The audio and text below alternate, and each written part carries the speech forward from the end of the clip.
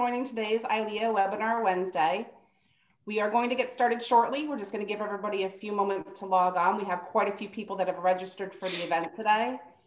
In the meantime, in the chat box, please let us know where you're viewing from.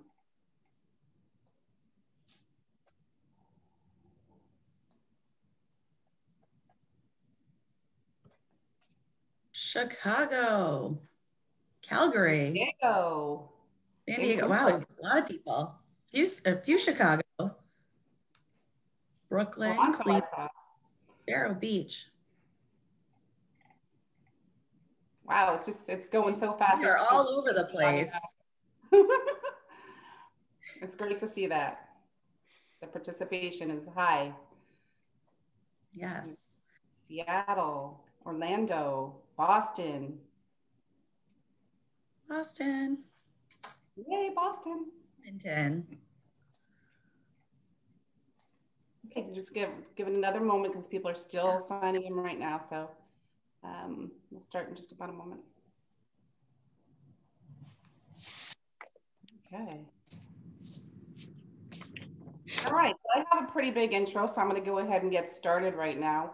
Welcome back to our members. A big welcome also to those of you who are joining us for the first time. My name is Donna Wing, and I'm joined today by Jennifer Bertolino. We are members of the ILEA Professional Development Committee. A couple of housekeeping notes before we get started. Please share your experience today on social media using the hashtags ILEA Webinar Wednesday and ILEA Welcomes All. Today's session is being recorded and will be available to you for viewing on the ILEA Hub. If you have any questions for our panel members during the presentation, please type those in the Q&A box, not the chat box, the Q&A box. We will try to get to as many of those questions as possible, time permitting. Please share your thoughts and comments in the chat box and let us know where you're watching from. Become a CSEP today.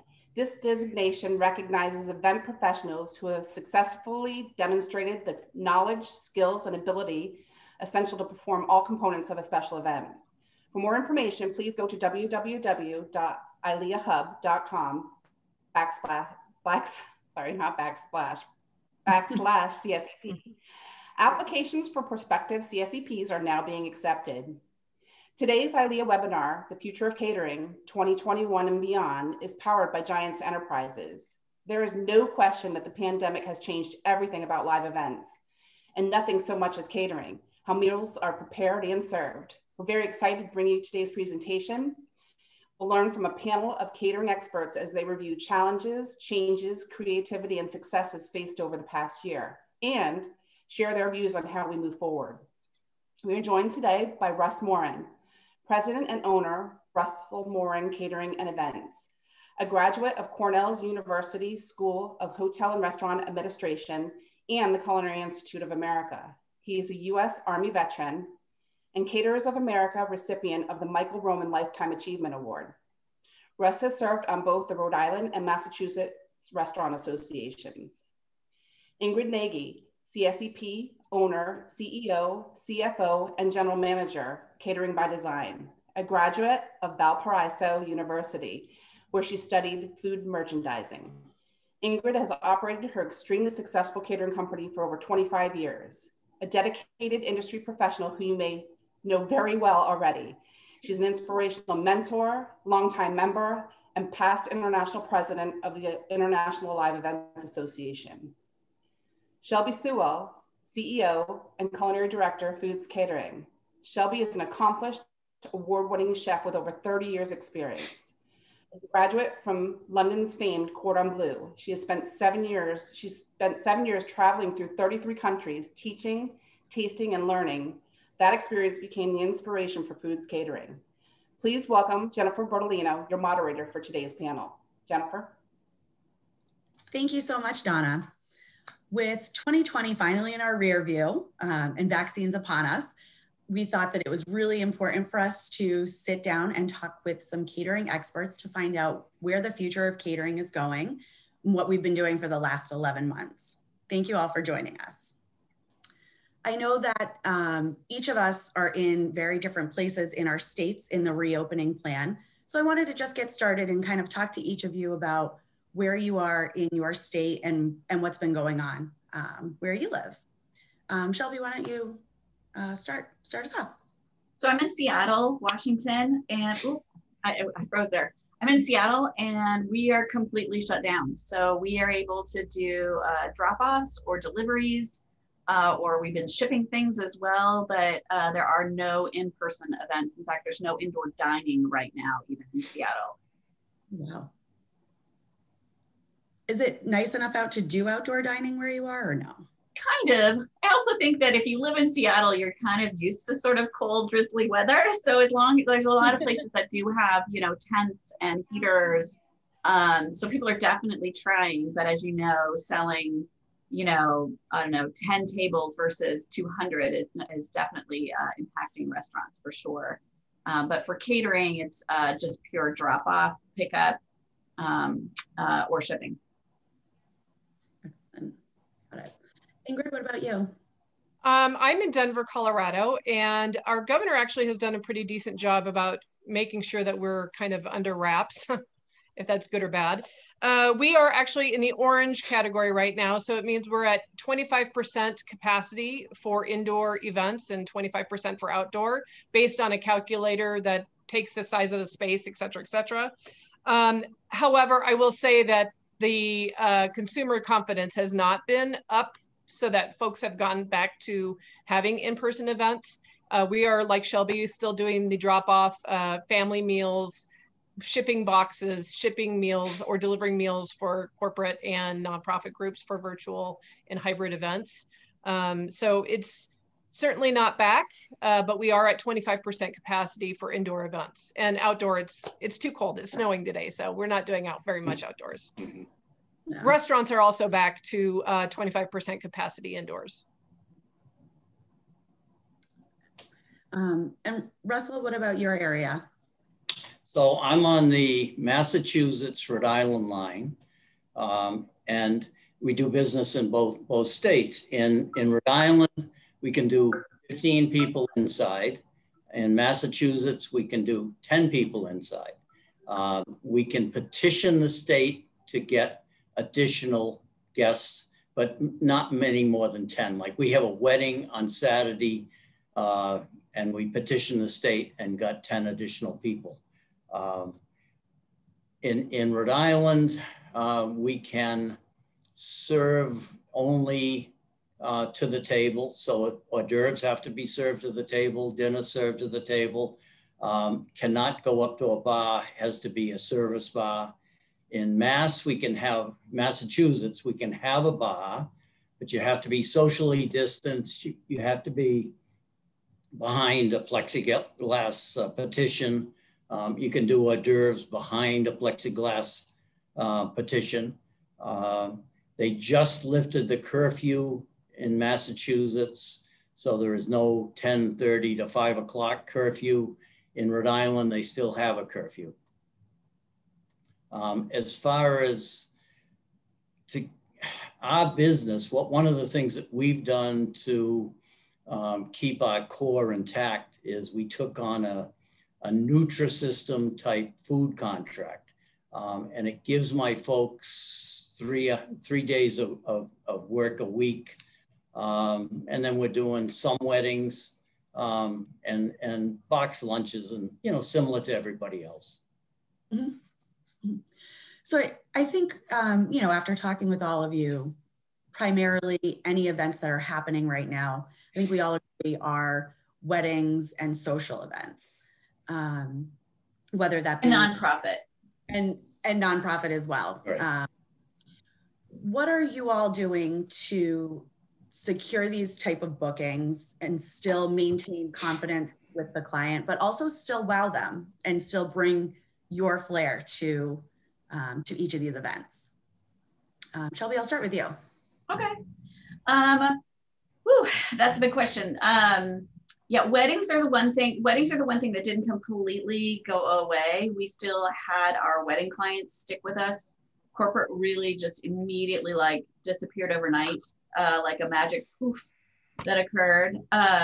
So those dates continue to get moved around. There's definitely some that, you know, everybody moved, of course, to 2021. We certainly have some that are inquiring about moving to 2022. And we're having those people also shrink down to, you know, from 200 people to 20. So, but staying ahead of that, I think weddings are definitely going to be what's coming up next. We have definitely invested heavily into social media, and we're continuing to do that. And we're also investing in just marketing and branding in ways that we've never done before, since, you know, it's such an online experience. We're really working on our online presence. So we've started divisions of our Instagram, for instance. We have a Z box, which is our hybrid piece, and I can show you a picture of. We've created some branded boxes. We're sending out different coffee chats, we call them. So instead of inviting someone to go have coffee with you, we've created these branded boxes, curated some fun coffee things to put in them, got some branded items in them, shipping them off to some of our partners so that we can get online and have coffee with them. So, you know, catering is a relationship-based experience. And what we sell is trust, because events don't occur until they actually occur. So we're not selling a widget off of a shelf that you can look at and see. We're selling an experience that doesn't exist. So what we have to do is stay in touch with our people and find ways to create trust, whether that is, you know, showing that we're, you know, our safety, or showing some flexibility in how we work with them, whether that's, you know, going from 200 to 20 or whatever it is. And with nonprofits, we've come up with a scheme to become a sponsor for them. So sort of got, you know, using some of their language, and we've come up with some creative things to do per financial value. So just like they would with a sponsor, we're saying if you're at the platinum level, a gold level, a bronze, a silver level, that we'll give you these other things that are additions to help you continue to fundraise successfully. So whether that's, you know, a little TikTok mini video promoting the event that you can then use to create excitement before people get online, to if you have volunteers that are coming to pick up and deliver all of those gala boxes, well, it's going to save me all that labor and time. So I'm going to provide a delivery driver kit. So while they're driving around, they're eating house-made snacks from us and a house-made beverage. So we're just working really hard in terms of marketing and trying to stay ahead of how do we differentiate? What do we do that's different? How can we serve our customers? And how can we ensure trust? Excellent. I know you mentioned you had some photos. Did you want to share them? Sure. Sure. So, you know, this is this first photo is, I think a lot of us at Russell, you were talking about like where you're at and you're still doing little tiny events. You know, throughout this year, we've been shut down, we've been open, we've been shut down, we've been open. So this was a wedding that we did earlier, but it's showing the barrier. Everything is all wrapped up. Social distancing amongst our staff. Of course, we're all wearing masks. Finding creative ways to serve at events. This is a light box we created. So the server can reach inside and put the item that's on his own plate on top of the glass and the person can take it. So it's all covered, or completely boxing your items or bagging them. These are cocktail kits that we've sent out.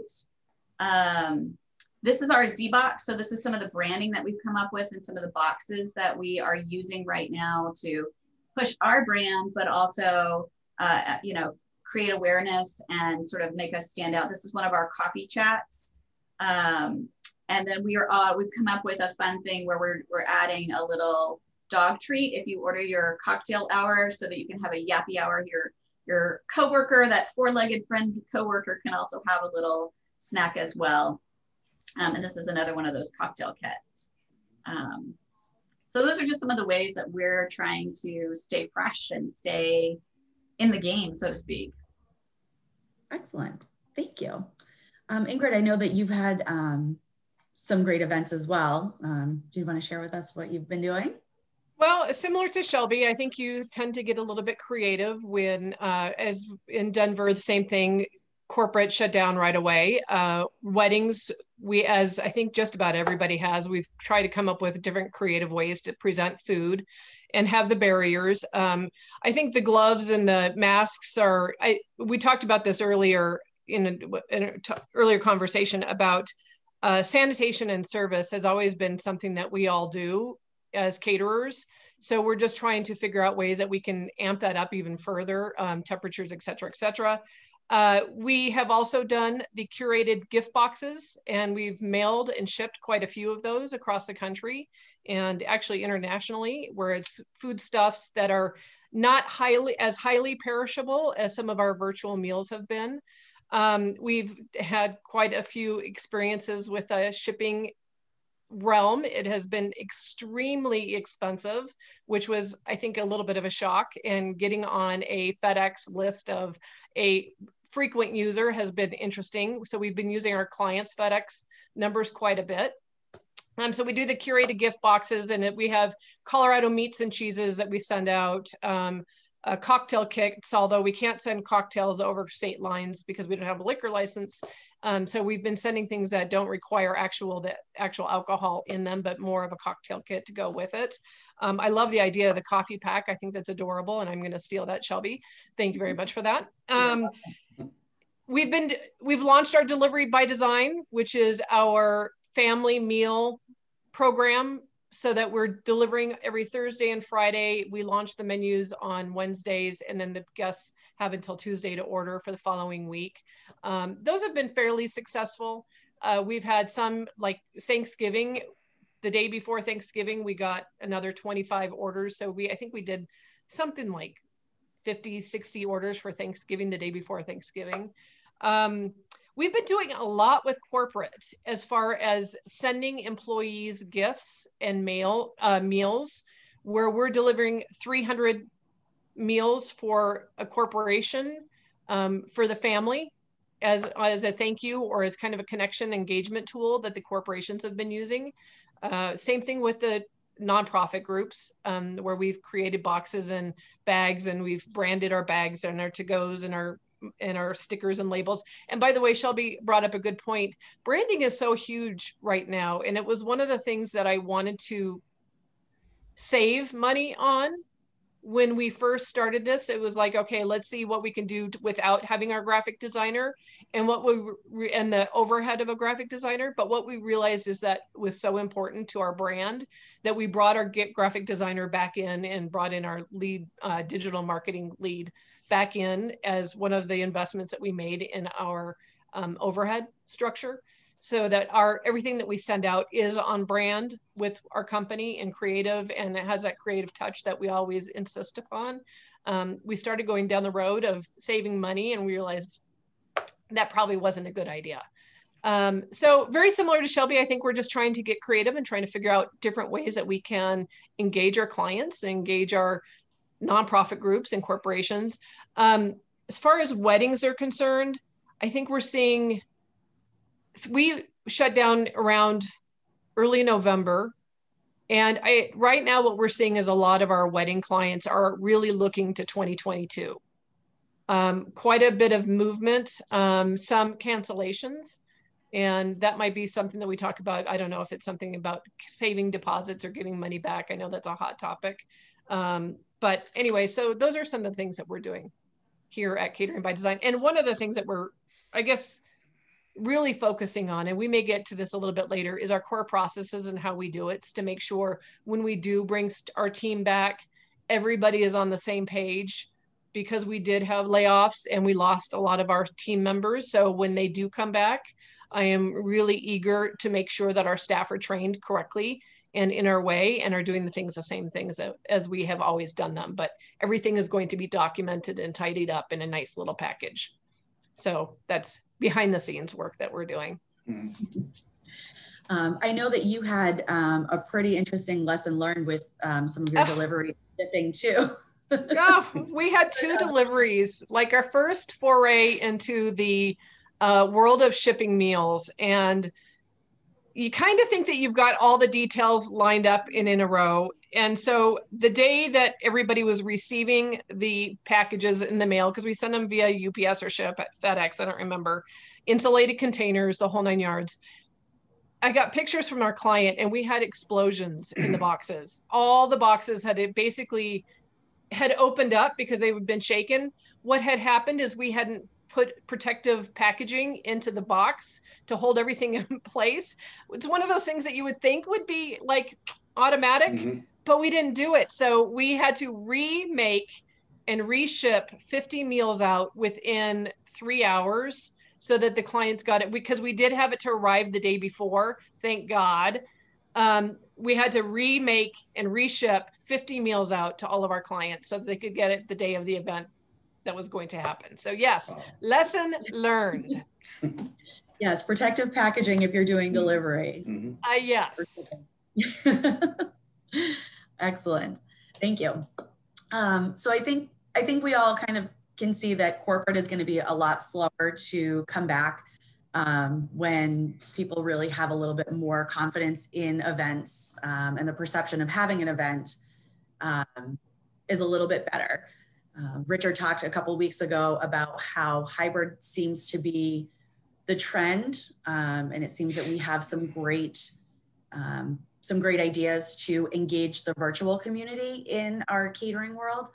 But what does that look like for in-person? What sort of styles of service do we see going forward? What is going away? I know people are talking about whether or not buffets are still going to happen.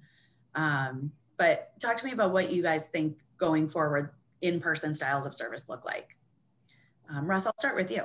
Okay, I just wanted to mention one thing that we've made the decision to do. We're in a little different market than probably Shelby and Ingrid. It's a smaller market. We have a lot of weddings coming up, very small weddings. The brides are very disappointed. So what we've made the decision to do is find different ways that we can add some extras to each wedding. For instance, the wedding on Saturday is at the Providence Public Library. And we're actually making small candies in the shape of books to give to the bride. We're gonna greet her with champagne as she comes in. And these are things she didn't pay for, but things that we want to surprise her with. So we're trying to make those kind of efforts, going forward for every bride, so that then they're not disappointed on their big day when they can only have 25 and they want to have 150 guests. And now I forgot the question. Service that's going away. I'm sorry. We don't feel that, right now we're very limited. I think buffets are obviously the thing that's going to go away. We didn't do many buffets to begin with, but I think that all the normal service is going to go back to where it was once this is over. I just don't see many changes. I don't think buffets will go away forever, no. But I think it'll be an incline of change. Yeah. Certainly people feel safer, whether they are or they're not. There's certainly ways to do buffets safely. There may not be the most pretty, and it'll depend on where you live. It will be controlled in some way, at least now and maybe always. But I don't think they'll go away forever. I do think they may go away for a while, but they're economical. They're, they require less staff. They're easier on the clients. So I think if we can find ways to make them safe, people will still use them in the future. Maybe not.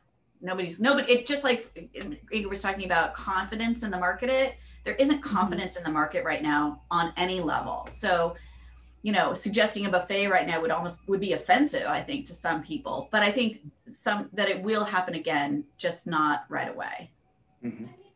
Yeah, I would agree with Shelby on that one. I think that it will come back eventually, just because people do like the economics of it. It is being replaced currently, or when we do have events, with action stations, or we're actually plating up smaller individual, mini entrees for guests to take away with them, not the massive displays of anything at this point, but I think that will come back eventually.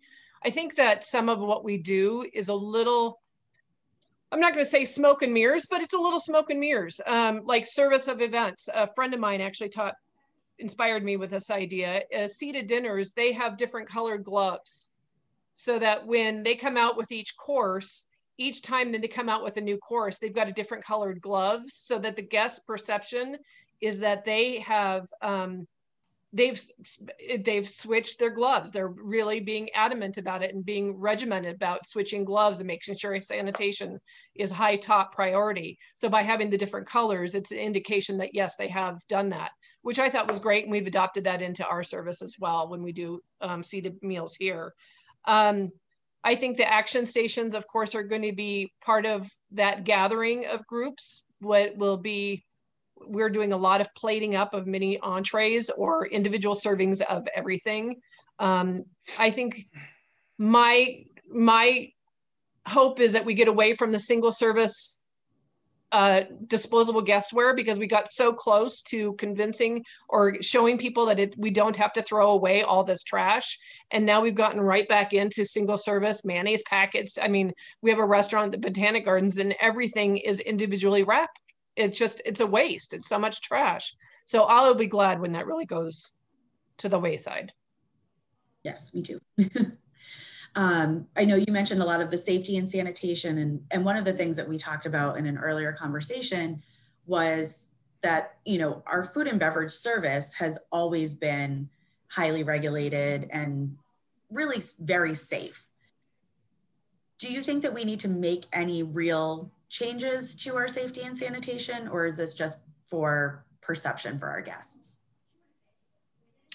I'll jump in. I think we have amped up our sanitation game, but I think by and large, as caterers and food service operators, we have always had sanitation and safety top of mind.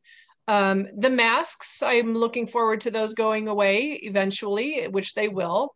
But I don't think people mind them right now. I think a lot of weddings are not wanting to have their guests have to wear them, but our staff, that's fine. It's not a problem. Wearing gloves every time you do anything is something we usually didn't do out on the floor. But I think that will go away. But I really do think that we as an industry have always had safety and sanitation top of mind. And so really it's just the perception of protecting the clients from, and our guests, our staff from the guests that don't want to be protected. That's the other thing, is you have to take care of your team first. So the screens are great, using windows to, in lieu of, or in addition to plexiglass, using, the panes windows, the antique ones, are fun to add a little bit of element of decor and branding. And branding, exactly. Thank you. So I don't know, Russell, what do you think on that?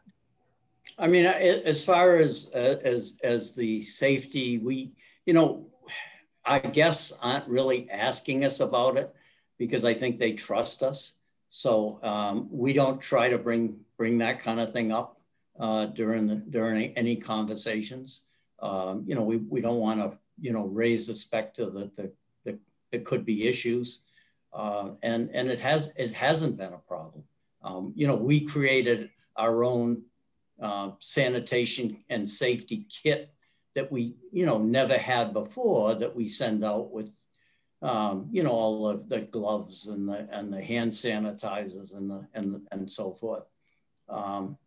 So we've taken, you have to take it into your own hands and keep your guests safe based on your. Yeah. I mean, I think, Jennifer, it's just a question of optics in some ways, because we have always been very safe. We have always had protocols in place for safety and sanitation. They have increased, and I think they should stay at a higher level than they were, because it's never going to be a bad thing. But it's also a little bit, Ingrid said smoke and mirrors, and I'm using the word optics, but basically has not, as far as I know, there hasn't been a single case of COVID that has been food related. It's all been about being in proximity and the nasal pass, putting air in between people. It's never been about the food, but there's always been an issue with germs and food, right? So there's always been the double dippers. There's always been those people. And I think we won't see those again. I think we'll see that all of us will be better at contamination, cross-contamination, no matter what, moving forward. But part of our job right now is that creating trust. So whatever we can do, whether it's changing gloves between courses or having hand sanitizer at the beginning of the buffet and the end of the buffet, which we had to do, it's just all about creating trust and making people feel safe. One of the things, Russell, you were talking about not using the your sanitation and safety protocols as a sales tool. And we don't really use it as a sales tool. However, we do have it at the back of our proposal documents as well as on our website. So if anybody is curious, they can easily find what we're doing. And it's about trust. I think they trust us. But when you've not worked with a bride ever, she wants to know that we're doing what is necessary. And so we have it posted in public spots, and hand sanitizer is huge. We use tons of it. I should have stock in sanitizer. We all should. Yeah. As people come in at the bars, in the back of the house, it is everywhere. So it is about making sure that you're building trust. I think that's a great point. Excellent. Thank you. I want to talk a little bit about, about what the future looks like for catering. And Russ, in one of our past discussions, you said something to me that I haven't heard anybody say in the last 12 months, and that was, thank God for COVID. Okay. Tell me what you mean by that. Okay, so what I mean by that is that it gave me a chance to work on the business instead of in the business. You're always so tied up with the day-to-day that sometimes you don't get a chance to really think about where the future is and where you want to go.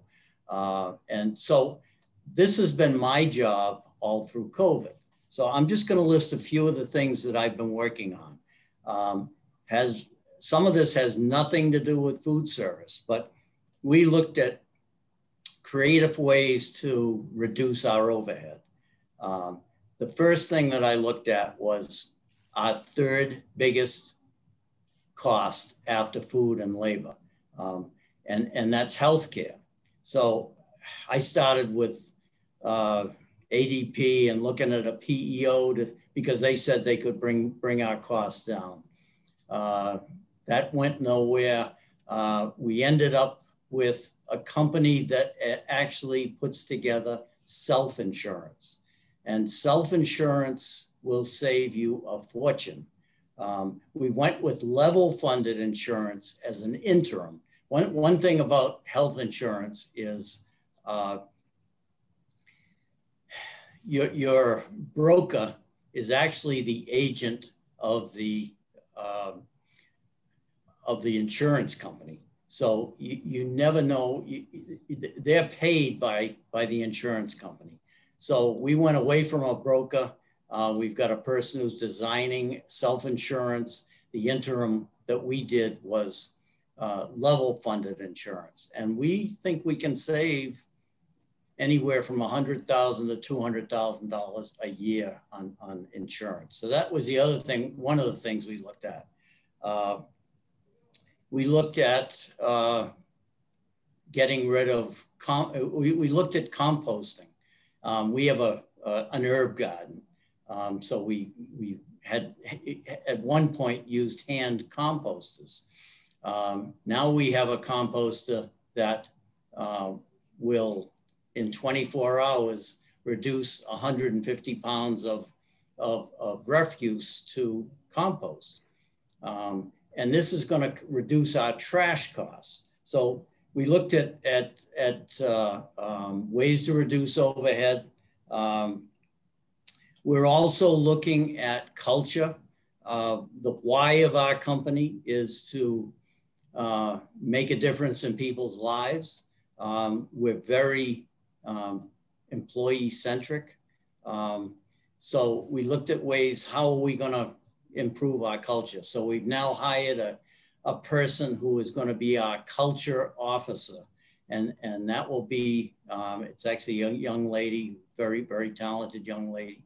And that's going to be her function going forward. So we looked to improve our culture. We looked at our catering partnerships. We had at one point 8 exclusive venues. 2 of the venues just didn't fit the brand. So we went back to those venues and we said, we're going to become preferred. And then we went out to find other venues that match our brand. We have replaced one of these locations and are working on a second location. But we're also working on how we can improve the experience with each venue that we have.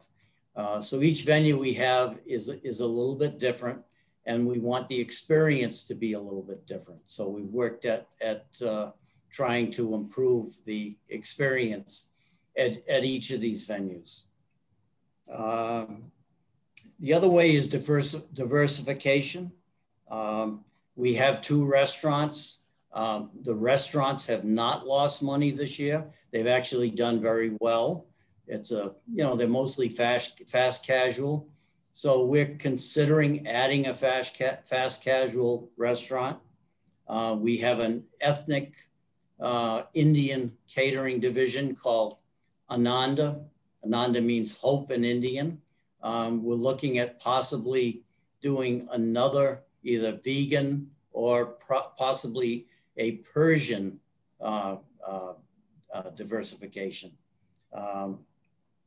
And the other thing that we're looking at is possibly doing restaurant consulting.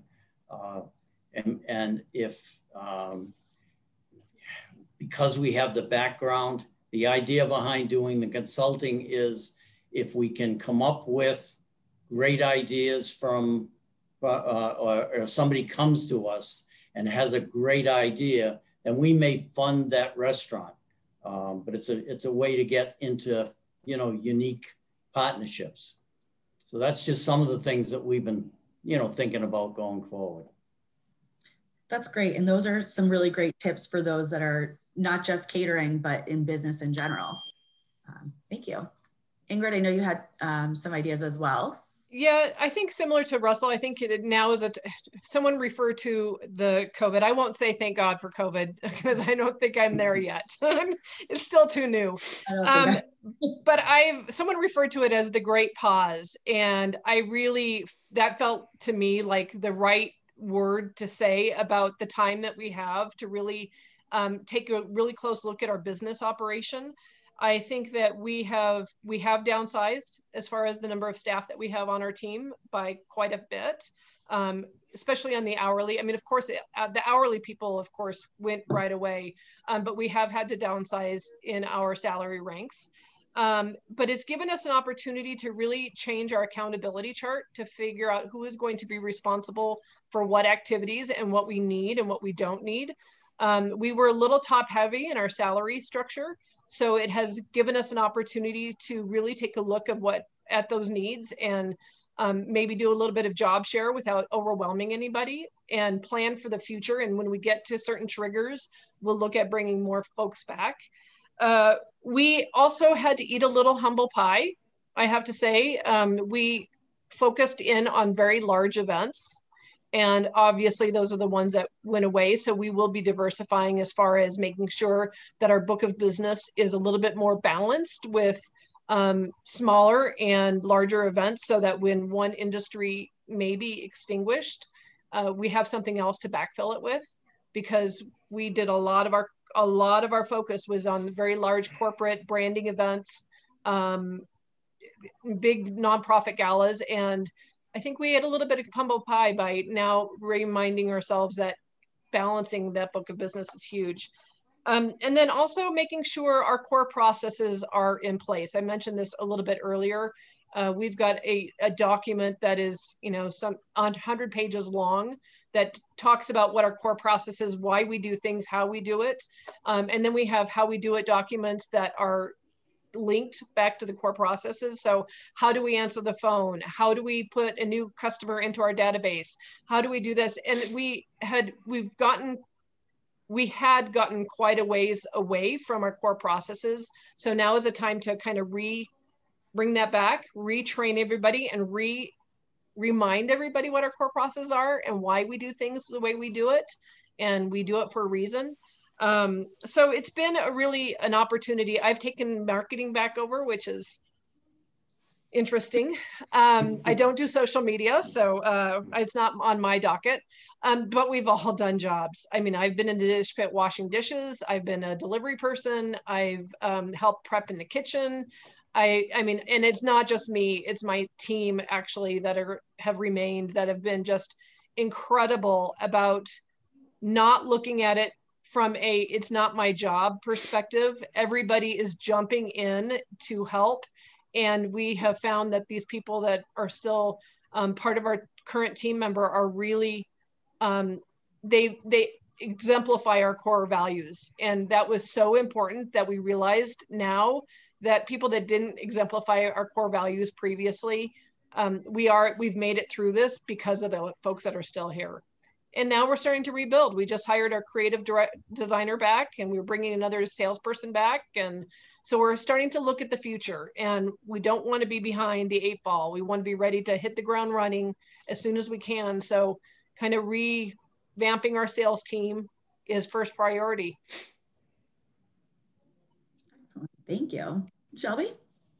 Yeah, just briefly, I mean, we've definitely worked on infrastructure, but I think that's partly just because of where we were when COVID hit. We had purchased a property that has 2 buildings, and so we were under construction.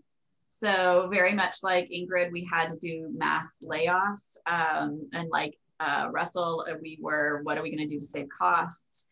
And very much like they are talking about, I always say that the smaller your company, the more hats you wear. So, you know, whether that is doing the dishes or running deliveries or whatever we're having to do, there are just times that that's what we're doing today where we weren't before. And I think kind of similar to them in the sense of looking at processes and things, I think I'm also really much more involved in the finances of the company, you know, really looking at every single dollar that's spent and how it's spent and who's spending it and why it's being spent. But I'm also kind of with Ingrid where in what I say is that those who have stayed are the ones who have shown the flexibility that this has to have. You know, my chef might need to go to the dump because the dump run needs to get done. You know, we've been painting, we've been doing all kinds of things. My bar manager put up that wallpaper behind me, you know. So it's just, you know, it's a matter of what are the needs of the company. And these are people who want to be here, want to stay with me through the future, are all in, completely are part of our company culture and our team. And they're willing to do whatever it needs to happen to get us to when we come out of COVID and the future. So I'm super thankful and super excited about those that are here, because those people they're more than just employees. You know, I call them the Foods family. Mm-hmm. Yeah, I think that's true for everybody, right? I think in events, that's kind of where we are, is we're a family. And that's what's special about our industry. I know we are getting quite a few questions coming in. Donna, Donna, can you come back? I'm back. Hi. I can see all of the questions rolling in, and I just want to be sure that we have time to get to everybody. Want to make sure we get all the questions. A lot of great feedback. So the first question, do you think that plexiglass barriers are a necessary investment for the bars and food stations, or do you feel that it can be done safely without? Yes, buy them. I think it's, you know, we were actually able to charge the customer for the barriers. They're actually paying for them. You can rent them too, certainly. Yeah. Like Court Rentals, I know, has them. Yeah. Okay, perfect. Next question. How are costs associated with additional staff requirements for safe operations and optics reflected in your pricing model? Good question. That's a hard one. Yeah. I know that we have, and again, we've been shut down and back and forth and back and forth. So we have had some events where we've added a health and safety coordinator to our proposal. So they're just an additional staff member that comes along to the event. And that's their job, is to make sure that, you know, people are sanitized, people are wearing their masks, people are, you know, there's only, we have to have only a few people in the bathroom at a time, that type of thing. So that's their job throughout the whole thing. Packaging is expensive. So trying to find little ways to add a little miscellaneous fee for packaging is expensive. Ingrid can probably talk about, probably even more than me, about shipping and the costs associated with shipping. But I kind of likened it to, there's so much more labor to individually wrap every single little thing in the kitchen and send it out. But I've kind of likened it to, you know, we used to do all this prep work here for a large number of people. It's now a small number of people, and it's taking way more labor. But instead of having on-site costs, it's all happening in-house. So we're still working out, trying to figure out how to balance that. But I feel like it's the same amount of labor. It's just weighted heavier in production. Yeah, and we have our kitchen costs are all included in the menu price, and service staff is billed as a separate line item. We found that our clients have been very open to more. They get it. We've been very transparent with them. It's going to require X amount of more folks to come out to the site to make sure that we're serving fewer guests at one table. Everybody has been relatively understanding and very accepting. We've had some other charges. PPEs, I mean, gloves went from $5 a box to $29 a box. So we're passing a lot of this cost on as a PPE charge to our clients. And sometimes it's shown and sometimes it's rolled into our admin operations fee. So it just kind of depends upon the client. But I think that it is more expensive to operate right now. And just like Shelby said, a lot of the actual costs are happening in the kitchen, whereas some of it used to happen on site. And so you may need to make sure that you're taking a long, hard look that that biscotti doesn't cost the same anymore. Mm-hmm. It's because it's now not being assembled on site. It's being assembled in their shops. Somebody has to do the work. Yeah. Similar to Ingrid, we're not getting any pushback adding additional staff on site. People are very understanding as far as what we need to do. Like if obviously if we're going to have a service bar and we have to serve every drink individually to guests, it's going to cost more. But they're appreciative of the fact that we're willing to, you know, work with them and get it done. What have been the most successful ways of marketing the concept of drop-off meals to corporate clients? Oof. We've been doing a lot of social media and a lot of MailChimp. And I will say I have learned so much about MailChimp and email blasts now that I'm into this kind of morphed my role. I am actually taking a class on how to do MailChimp better. Wow. And I really finding that only so many people are opening your emails. And so how do you maximize that? You have to get in touch. It's a relationship client. It's all about relationships. So the sales team that are here are making calls after calls after calls after calls after calls. I mean, because a lot of our email is going to spam and junk mail boxes. So we're doing a lot of social media and a lot of like physical outreach with clients to let them know about it. What is the trend for tablescapes? Sorry, it just moved again. Somebody moved it up. I'm trying to excuse me. Well, what is the trend for tablescapes, I guess, and you know, flatware, linen, etc. moving forward? Russell, you're probably doing more live events than we are. What do you Right. I mean, with tablescapes, the only thing that we can do is behind plexiglass and a server. So we can still do a beautiful tablescape, but the server has to be behind that plexiglass and serving the guest. So there's really nothing radical there, except that it has to be behind the tablescape. We actually have an event coming up for HBO. They're filming in Newport, Rhode Island. And it's 150 guests. I'm not sure how they're going to pull that off, but it's a movie company, so I guess they're going to be able to make it happen. All I can think of is what happened out in California. But as the guest comes up, they're going to give the server their order. The order will assemble the dinner behind plexiglass and meet them at the other end. So it's going to be an interesting operation. Sounds it. Do you think that family style serving will be acceptable for large events in the future? Question. Eventually, eventually, I think it will. I don't see why not. You know, I mean, when this all started, I talked about doing, you know, cloches, you know, like a glass covered, your salad will come under a cloche, or your main course might be a tagine, and you've got this beautiful thing that's going to get revealed in front of you. It's, and that's not exactly family style, but I can kind of see that almost as a family style thing, a bunch of tagines on a tabletop, you know, or something. We use these extra large Lazy Susans I had built for me. That's why I'm thinking that. But I think eventually it will, but they'll have to, you know, it's going to take time. I don't think we're going to see family style anytime too soon. Right. I would agree. A couple of questions on catering nationwide. People have had similar requests.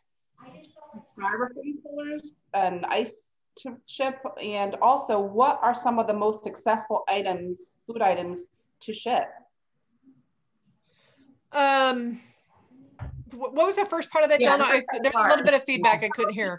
Are you shipping them in coolers with ice, or what's the method that you're using for packaging when you're shipping? And then also, what have you found are the most favorable type of items to ship? Okay, so there's a company here in Denver called Atlas Shipping that provides the coolers, the styrofoam coolers that Omaha Steaks uses. We tapped into that. After our incident with the explosion in the boxes, we found this resource here locally. Otherwise, we were getting our coolers from Uline. Uline, if you've not been on that site, it is amazing. So they've got the coolers, they've got the ice packs, you name it. We now get our coolers here locally from Atlas. Containers, the deli containers that have the really tight fitting lids, they're my favorite. Are great for soup. We usually will freeze the soup, so there's a little bit added layer of cold in the box. The entrees are really great in individual containers. So it can be the beef, the chicken, the whatever, or in components, individual components where they put it all together. No salads. We're not shipping any salads. Desserts, we usually freeze our dessert as well. So it adds that extra layer of temperature cooling. And then we do the reheating instructions when it comes out, and it's pretty and branded for reheating instructions for the client, along with a thank you note from the client that says, so they know why they got this box. I think that, I mean, that's like the dinner, but I don't know if the question also might pertain to snacks. We've done a ton of snacks. So, you know, we invested in heat sealing, vacuum sealing, heat sealing, shrink bands to make sure that any kind of jars, we've gotten into some canning things. You know, you can can like a tapenade. We do a fig and olive tapenade, and we put it through a canning process. We put a shrink band on it, and it's relatively shelf stable at that point. So, you know, we haven't gone through FDA processes or anything, but we're, you know, a lot of what we're doing is in, Uline has some great bags that you can use that can be heat sealed. They're sealed and then they're heat sealed. So a lot of our dried snacks mixes, we call it Sunshine Snack Mix. And it's a all allergy-free snack mix that we're doing and sending out with our cocktail kits. Those types of things are very successful in terms of being something that you can add on or ship. We did a Parmesan cookie with a cranberry rosemary jam in it. Again, something that's just a little bit more shelf stable. So you have to just kind of think about, you either think about heavy packaging, keeping it cold, refrigeration for a long period of time, or you think about it from the perspective of it being shelf stable. So what do you have to do if you're going to do the shelf stable type of a product, and how do you need to treat that product to make it last for a day or up to 3 days in shipping? Okay, a couple of quick creativity questions. I'm going to throw them both out there. This will probably be our last question. Yeah. Looking for a creative idea for a safe September outdoor gala. And the second one, as far as creativity, were some ideas on a drive-through event with cars. What type of meal to serve, and children are involved. I did a drive-through, so maybe I can answer that one really quick. So I did a drive-through this summer. They called it the Summer Picnic Reimagined. And so people would drive, there were 4 stations. This was, gosh, I think like 750 cars. It was a pretty big event for this. And so there were 4 tents that people drove through. They popped their trunk, and into the trunk went several items that were all picnic related. So we made 3,000 s'more pops and packaged them up, for instance, that went inside. But there was a cooler with a beach ball and some fun and a blanket, a whole pie from this berry company that is very well known here in Seattle. So they kind of curated some different things to go into a cooler, and the cooler was branded with the company's name. So that went into the back of the trunk, closed the trunk, and off they went. So super safe, very much themed, but that was a super fun kind of thing to do in terms of a drive-through event. Anybody else want to take the other one? We actually did a drive-in event where we rented out, for a corporation, they rented out a drive-in theater, and we provided the picnic meals, and we did a branded picnic basket through like 4 imprints with the handles, etc., and then packed up the entire meal for them to enjoy in their car as they were watching at the drive-in theater, which was a fun event for them because they could be together without actually being together. There was one other thing I can't remember. Russell, if you have anything, otherwise I had another one that I'm trying to remember. The outdoor gala. I can't. We really didn't do any of that type of thing. I unfortunately. Okay. Well, we run out of time. Was there something else you wanted to add? Sorry, Ingrid. No, I was just going to say, one of the things that we've incorporated with our virtual meal service is a Square site for, and we've sold this to a lot of our, especially our nonprofits and corporations, where they choose the menu, they send a link to their guests, and then the guests can go onto our Square site. We charge $100 to create a landing page for them. And the guests can actually enter their own information like home address and their meal choices online. And it all rolls back into one big spreadsheet that we can then package everything together. So when we deliver the family meals or the meal for the virtual event, the client doesn't have to actually take orders and RSVPs and what they want. It's kind of goes from one to the next. So it's really easy for us to set it up. And it's been very successful, especially with our nonprofit group. So now that they don't have to get all that information, it's time saving for them. Huge. Sounds great. Well, I wish we had more time because there are a lot of questions that we but I really wanted to say thank you so much to our panel members today, Russell, Ingrid, Shelby. What a fantastic presentation. A lot of great shares. I love that you're selling trust. Everybody loves the happy hour boxes and the including the dog treats with yappy hour and love that boxes, etc. As far as the special treatment for the bride rests and working on your business, they also really love the changing of the glove colors. So a lot of great shares there. So I hope everybody was able to take a little bit away.